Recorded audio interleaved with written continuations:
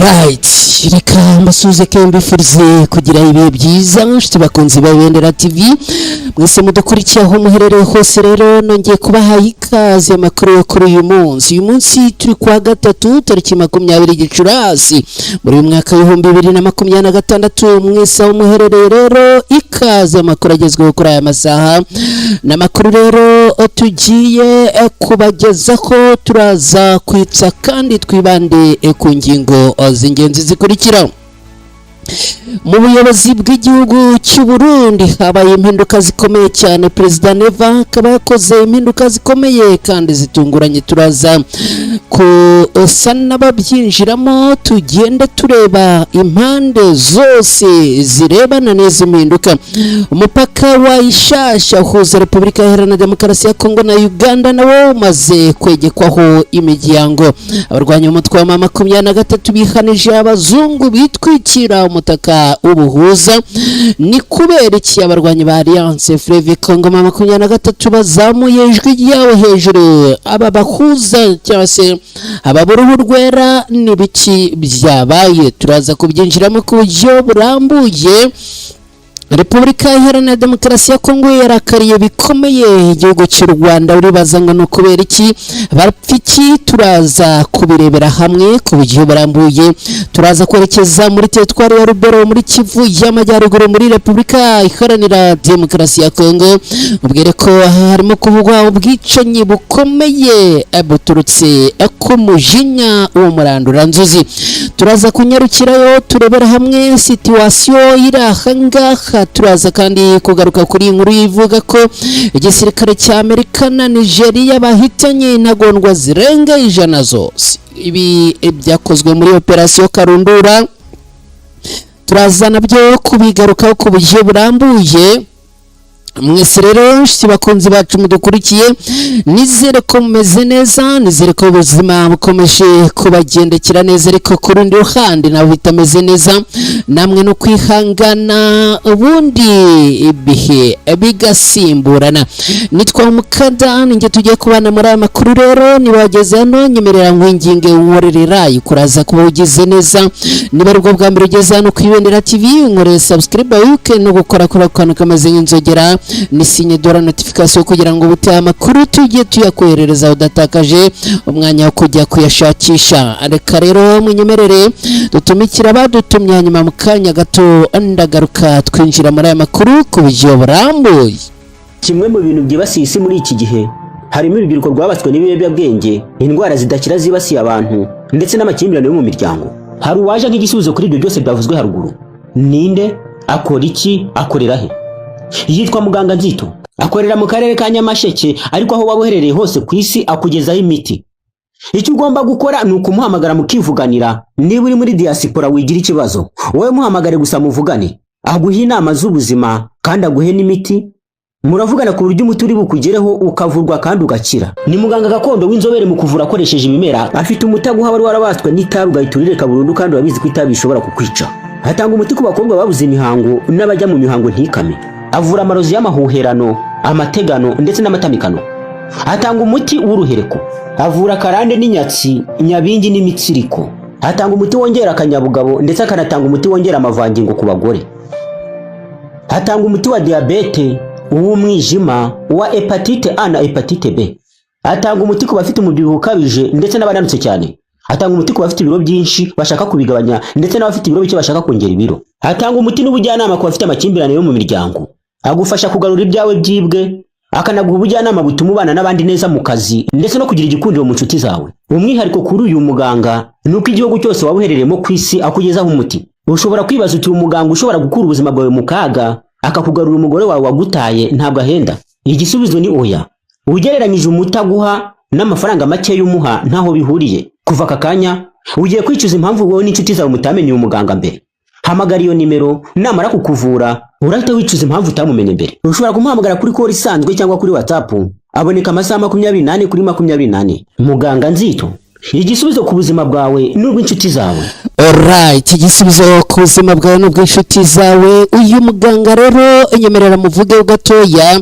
Uyu muganga rwose kumukontakita n'ugutera ibuye rimwe yo kwica inyoni ebyiri. Ibaze nawe umuganga ukuvura ndetse akaguha n'ubujyanama bw'ukuntu ubuzima bwawe bwagenda neza.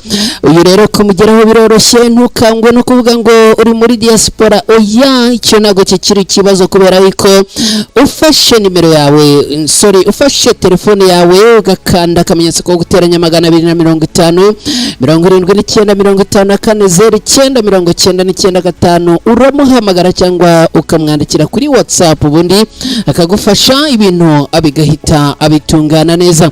Ndakwibutsa niba umukontakise wibuke kumbwira ko amakuru yakuye ku Ibendera TV kugira ngo n'ubundi promosiyo igenerwa abakunzi babarizwa mu muryango mugari wa Ibendera TV inteze kugucika. Twihuse rero nongeye kubaha ikaze, ninjiye muri studio ku makuru rero arambuye agezweho kuri aya masaha ku Ibendera TV.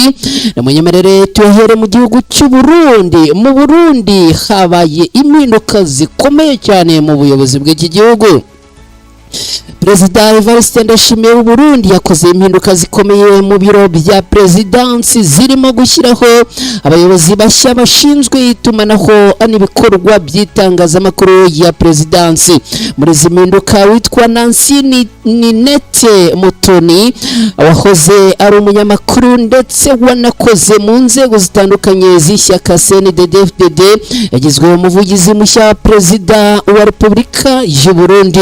Aya makuru yashyizwe ahagaragara mu itangazo ryasohotse ku mugoroba watambutse tariki 19 Gicurasi muri uyu mwaka, rikaba ryashyizweho umukono na Perezida Evariste Ndayishimiye ubwe. Iri tangazo rigaragaza ko Nancy Ninette Mutoni yagizwe umuyobozi mukuru ushinzwe ibiro by'itumanaho rya presidansi ndetse akaba n'umuvugizi wa Perezida wa Repubulika. Uyu muyobozi mushya asimbuye Gatoni Rosine Gwirene warumaze igihe akora inshingano zo kuvugira presidansi y'u Burundi. Izi mpinduka zije mu gihe ubutegetsi bwa Perezida Ndayishimiye bukomeje gushyira imbaraga mu rwego rw'itumanaho no kwegera abaturage binyuze mu buryo bwihuse kandi bunoze bwo gutanga amakuru agezweho.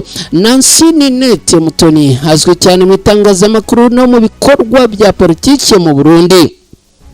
Yigeze gukora nk'umunyamakuru mbere yo kwinjira mu bikorwa bya leta n'ishyaka riri ku butegetsi ya CNDD-FDD, aho yanabaye umwe mu bakozi bashinzwe itumanaho y'iri shyaka. Uretse ibi kandi yari asanzwe ari komiseri muri komisiyo y'ukuri n'ubwiyunge mu Burundi izwi nka CVR, no kuvuga Komisiyo Verite et Reconciliation, imwe mu nzego zikomeye zashyizweho hagamijwe gufasha igihugu gukemura ibibazo by'amatekano, kwimakaza ubwiyunge mu baturage. Abasesenguzi ba politiki mu Burundi bavuga ko gushyiraho umuntu ufite ubunararibonye mu itangazamakuru no mu itumanaho bishobora gufasha ubutegetsi bwa Perezida Ndayishimiye kurushaho kunoza uburyo bwo kugeza ubutumwa ku baturage ndetse no ku rwego mpuzamahanga. Mu myaka ishize ubuyobozi bw'u Burundi bwagiye bushyirwa mu majwi kubera uburyo amakuru atangwa cyangwa uburyo inzego za leta zitumanaho n'itangazamakuru mpuzamahanga.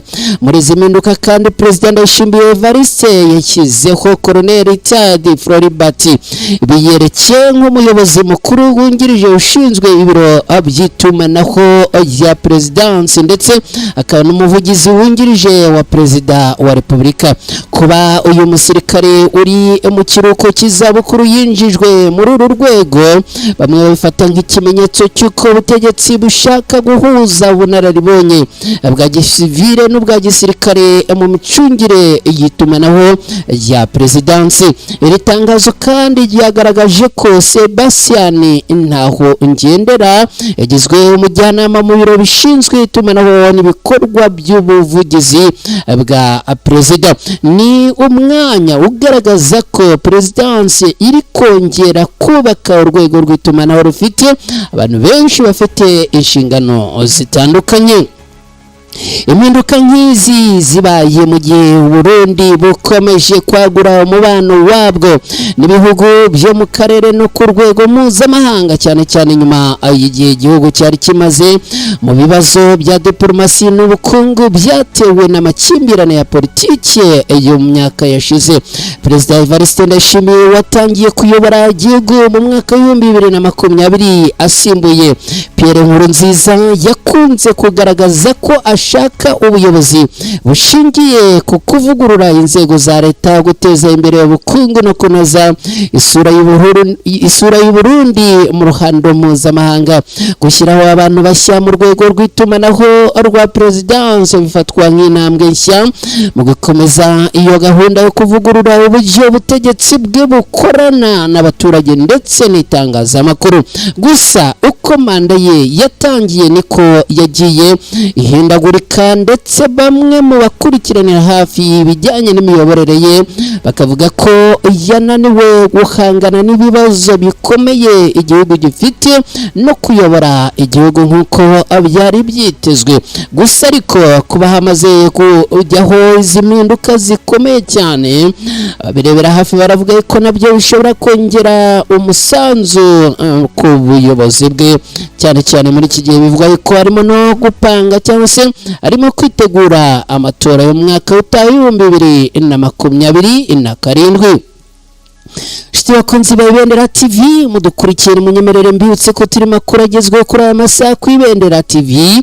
Ngiye nitwawe Umukada, niyo wamaze kugera hano ku Ibendera TV ndakwingiye ngusaba nkorere like, uraza kuba ugize neza nubikora. Niba aribwo bwa mbere ugeze hano nkorere subscribe, uraza kuba ugize neza. Dukomeje nayo makuru ni munyemerere twerekeze kuri ya nkuru rero ivuga ko undi mupaka nawo wari usigaye uhuza igihugu cya Repubulika Iharanira Demokarasi ya Kongo n'amahanga nawo wafunzwe. Kugeza ubu ngubu umupaka wa Ishasha uhuza iki gihugu n'igihugu cya Uganda wamaze kwegekwaho imiryango. Guverinoma ya Uganda yafashe icyemezo gikomeye cyo gufunga umupaka wa Ishasha uhuza iki gihugu cy'Uganda na Repubulika Iharanira Demokarasi ya Kongo nyuma y'ubwiyongere bw'impungenge zikwirakwira ry'icyorezo cya Ebola mu burasirazuba bwa Repubulika Iharanira Demokarasi ya Kongo. Ishasha ni umwe mu mipaka ikoreshwa cyane hagati y'ibihugu byombi, cyane cyane abacuruzi n'abaturage bakorera ingendo hagati ya Kivu y'Amajyaruguru na Uganda. Gufungwa k'uyu mupaka bikaba byateye impungenge zikomeye mu baturage no mu bucuruzi bwambukiranya imipaka. Abayobozi ba Uganda bavuga ko iki cyemezo kigamije gukumira ko Ebola yakwinjira ku butaka bwabo, cyane cyane nyuma y'amakuru y'abarwayi bakekwaho iki cyorezo mu bice bimwe bya Repubulika Iharanira Demokarasi ya Kongo. Inzego z'ubuzima muri Uganda zatangiye kandi gukaza igenzura ku mipaka yose ihuza ibi bihugu. Mu myaka yashize Ebola yagiye ihitana abantu benshi muri Repubulika Iharanira Demokarasi ya Kongo, cyane cyane mu ntara ya Kivu y'Amajyaruguru na Ituri, bituma ibihugu bituranye n'iki gihugu bikomeza gushyira imbaraga mu gukaza ingamba zo kwirinda. Abaturage batuye hafi y'umupaka wa Ishasha bavuga ko iki cyemezo kigiye kugira ingaruka zikomeye ku mibereho yabo, kuko benshi batunzwe n'ubucuruzi n'ingendo zambukiranya umupaka ku buryo bwa buri munsi. Hari impungenge ko niba icyorezo cya Ebola gikomeje gukwirakwira hashobora gufatwa izindi ngamba zikomeye zirimo gufunga indi mipaka cyangwa kugabanya urujya n'uruza hagati ya Repubulika Iharanira Demokarasi ya Kongo n'ibindi bihugu bikikije, bityo Repubulika Iharanira Demokarasi ya Kongo ikaza kwisanga yashyizwe mu kato. Ni ibintu bikomeye cyane rero, ariko kandi bantu musenga munasengere abavandimwe bo muri Repubulika Iharanira Demokarasi ya Kongo, kubera ko iki cyorezo kirabugarije mu by'ukuri. Shiti bakunzi ba Ibendera TV rero ndababwira yuko duhinduye ingingo kugeza ubu ngubu tuvugana abarwanyi ba Alliance Fleuve Congo 23 bongeye kuzamura ijwi ryabo bariyama ndetse bihanangiriza abazungu. Bimeze gute ibi? Ni munyemerere nabyo tubyinjiremo, ariko ndongera kwibutsa mwe mwese mudukurikiye, ni munyemerere mu nkorere like, muraza kuba mugize neza. Niba ugeze hano ku Ibendera TV uri mushya, nkorere subscribe, uraza kuba ukoze cyane. Mu gihe uburasirazuba bwa Repubulika Iharanira Demokarasi ya Kongo bukomeje kuba isibaniro y'intambara, amakimbirane ya politike ndetse no kutizerana gukomeje kuba hagati y'impande zihanganye ndetse n'abahuza mu ihuriro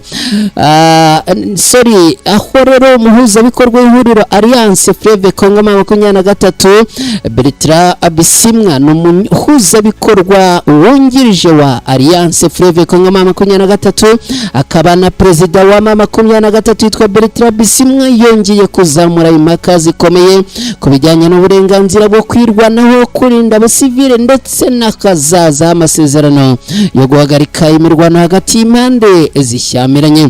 Mu butumwa bwe bwakwirakwijwe cyane ku mbuga nkoranyambaga mu rwego rwa politiki n'umutekano, Bisimwa yavuze amagambo aremereye agaragaza ko Alliance Fleuve Congo 23 itagifata nk'ukuri kudashidikanywaho gahunda z'amahoro ziriho ubu, cyane cyane mu gihe ubutegetsi bwa Kinshasa bukomeje ibikorwa bya gisirikare kandi bugashinjwa kugirira nabi abaturage, ariko abahuza n'amahanga bakabirebera bakabiha umugisha ubundi bakikomereza. Bwana Bisimwa yagize ati mu buryo busobanutse, niba leta ya Kongo yemera cyangwa ikomeje kwiha uburenganzira bwo kwica abaturage bayo, gukora ubwicanyi no gusenya ibice, abafasha cyangwa abahuza abashyigikira iyo politiki bagomba no kwemera ko abaturage cyangwa imitwe ibarwanirira bafite uburenganzira bwo kwirwanaho, ndetse ko amasezerano yo guhagarika imirwano ashobora gutakaza agaciro kayo. Aya magambo yagaragaje rero ihinduka rikomeye muri politiki ya Alliance Fleuve Congo 23, aho uyu mutwe udashaka kongera kugaragara gusa nk'uri mu rwego rwa gisirikare, ahubwo ukaba ushaka kwiyerekana nk'umutwe uvuga ko uhagarariye abaturage batereranwe cyangwa abagabwaho ibitero n'ubutegetsi bwa Kinshasa. Mu busesenguzi bwa politiki buri gukorwa ku magambo ya Bertrand Bisimwa, hagaragaramo ko Alliance Fleuve Congo 23 iri kugenda yubaka umurongo wa politiki ushingiye ku gitekerezo cyo kwirwanaho kw'abaturage. Uyu mutwe ukavuga ko ibikorwa bya gisirikare bya FARDC n'imitwe iyifasha bikomeje gushyira abaturage mu kaga, abiciye ukabona ko ufite inshingano zo kubarinda mu gihe abahuza ngo nta kintu barimo kubikoraho. Iyi ni politiki ya Alliance Fleuve Congo 23 imaze igihe ikoresha kugira ngo yerekane ko intambara irimo atari iyo gufata ubutegetsi gusa, ahubwo ko ari urugamba rwo kurinda abaturage bavuga Ikinyarwanda ndetse n'abaturage bavuga ko bamaze imyaka myinshi bahohoterwa no kwirukanwa mu byabo. Mu rwego mpuzamahanga, ijambo kwirwanaho rifite uburemere bukomeye mu mategeko mpuzamahanga, cyane cyane iyo igihugu cyangwa abaturage bavuga ko batewe. Ariko mu ntambara z'imbere mu gihugu nka Kongo, buri ruhande rushaka kwerekana ko ari rwo ruri mu kuri, ari nabyo bituma ikibazo cya Kongo kirushaho kuba gikomeye ndetse bikanagorana kugikemura. Ku ruhande rwa Kinshasa, leta ya Kongo ivuga ko iri kurengera ubusigire bw'igihugu no kurwanya imitwe yitwaje intwaro, ariko Alliance Fleuve Congo 23 yo ivuga ko ibikorwa bya gisirikare bya FARDC, ibisasu bya drone ndetse n'ibitero byo mu kirere biri kwibasira abaturage b'abasivile n'uduce dutuwe. ikindi gikomeye cyane cyagarutswe na Bertrand Bisimwa ni igitekerezo cy'uko amasezerano yo guhagarika imirwano ashobora kuba yarataye agaciro niba uruhande rumwe rukomeje ibikorwa bya gisirikare mu gihe urundi rwitwa ko ruri mu bikorwa byo guhagarika imirwano. Mu rundi rurimi rwa diplomasi n'amategeko, iyo bavuga ko amasezerano yataye agaciro baba bashatse kuvuga ko impamvu yatumye abaho itakiriho cyangwa ko hari uruhande rwayarenzeho ku buryo urundi rudashobora gukomeza kuyakurikiza cyangwa se kubyitaho.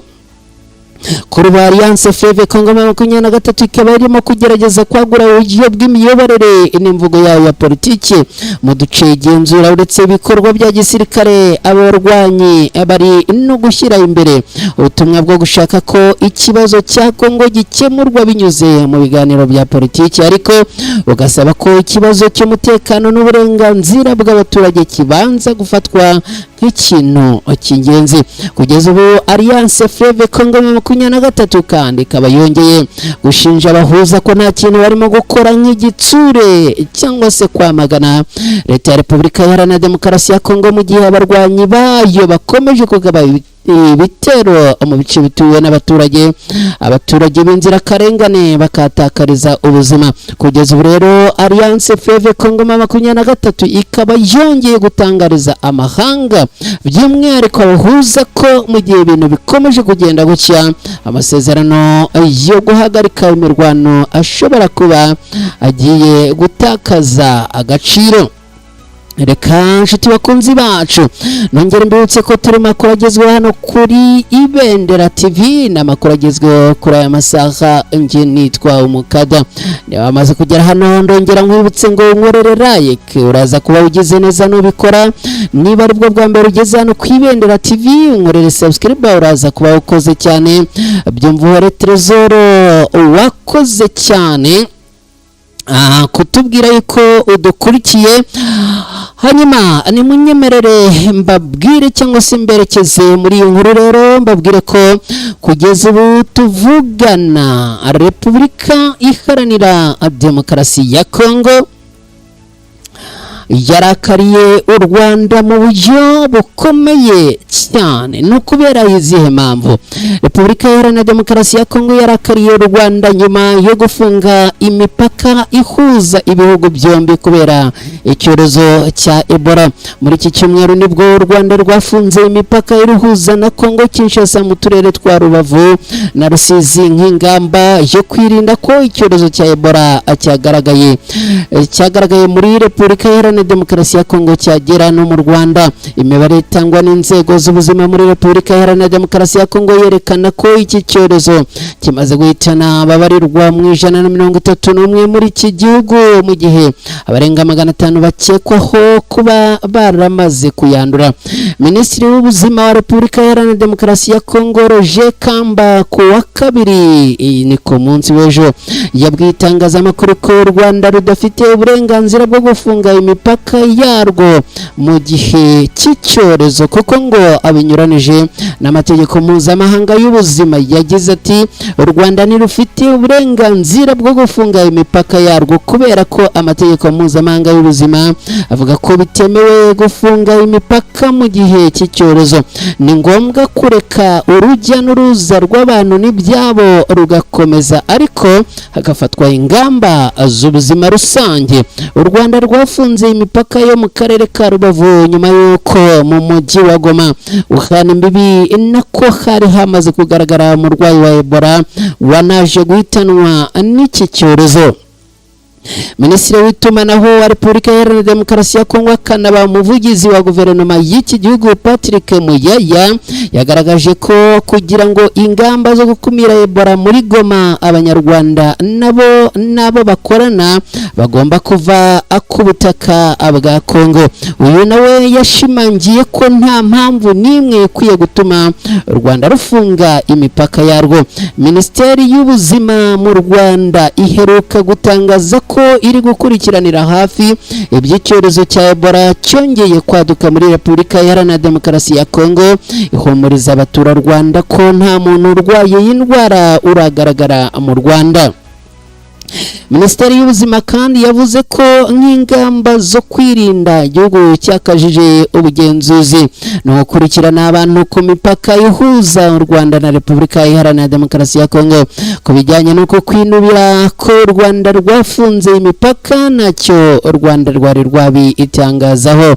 Bakunze Ibendera TV ndongera ko kwibutsa niba uri kumwe natwe muri aya makuru je kuri aya masaha ku Ibendera TV unkundire unkorerera kuraza kuba ugeze neza niba ari bwo bwa mbere ugeze hano unyemerere unkorere subscribe uraza kuba ukoze cyane. Dukomeje n'aya makuru rero ni munyemerere twerekeze muri teritwari ya Rubero tubabwire ko ari kuvugwa ubwicanyi bukomeye kandi bwaturutse ku mujinya wo muranduranzuzi umwuka mubi n'uburakari bukomeye byavuzwe mu gace ka Mambeya ni muri teritwari ya Rubero muri Kivu y'Amajyaruguru muri Repubulika Iharanira Demokarasi ya Kongo aho umugabo umwe yishwe n'abaturage bamukubise bikomeye inyuma yo kumushinja ibikorwa by'ubugizi bwa nabi n'ubujura.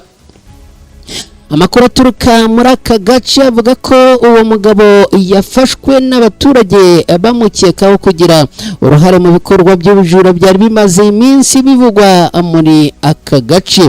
Nyuma yo gufatwa abaturage bavuga ko bahise batangira kumukubita kugeza ashizemo umwuka mbere y'uko inzego z'umutekano zihagera. Ibi byongeye kugaragaza ikibazo gikomeje gufata intera ku rwego rwo hejuru mu bice bimwe na bimwe bya Kivu y'Amajyaruguru muri Repubulika Iharanira Demokarasi ya Kongo. Abaturage bamwe bahisemo kwihanira kubera umutekano muke n'ubwiyongere bw'ibikorwa by'imitwe yitwaje intwaro n'abajura.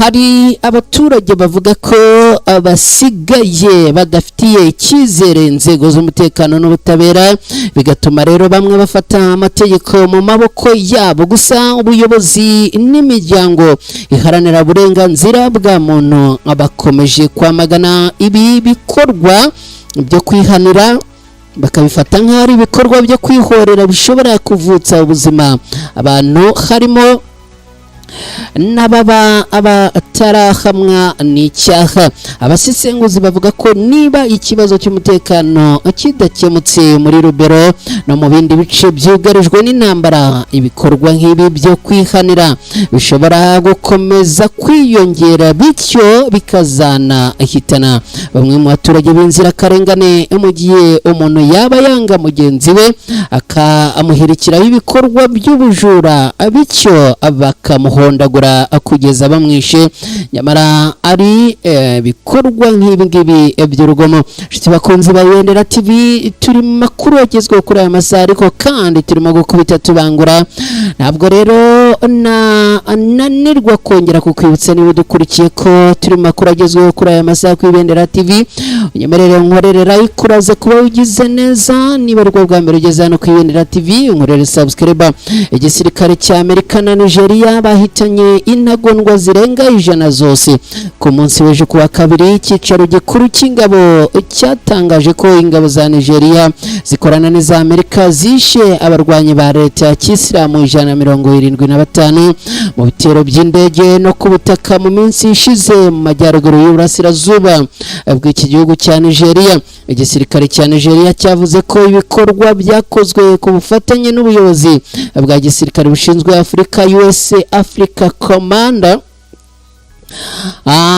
bikaba rero byarasenye za bariyeri ububiko bw'intwaro ihuriro ry'ibikoresho hamwe n'imiyoboro ibyara amafaranga ikoreshwa na leta ya Kisilamu ishami ryo muri Afurika y'Iburengerazuba imaze imyaka myinshi ibica muri ako karere nk'uko n'ubundi amakuru atangazwa n'ibinyamakuru bitandukanye birimo na leta nk'uko itsinda rishinzwe ubugenzuzi Armed Conflict Location Event Data ribitangaza kuva aho habaye ibibazo bikomeye mu burasirazuba bwo hagati.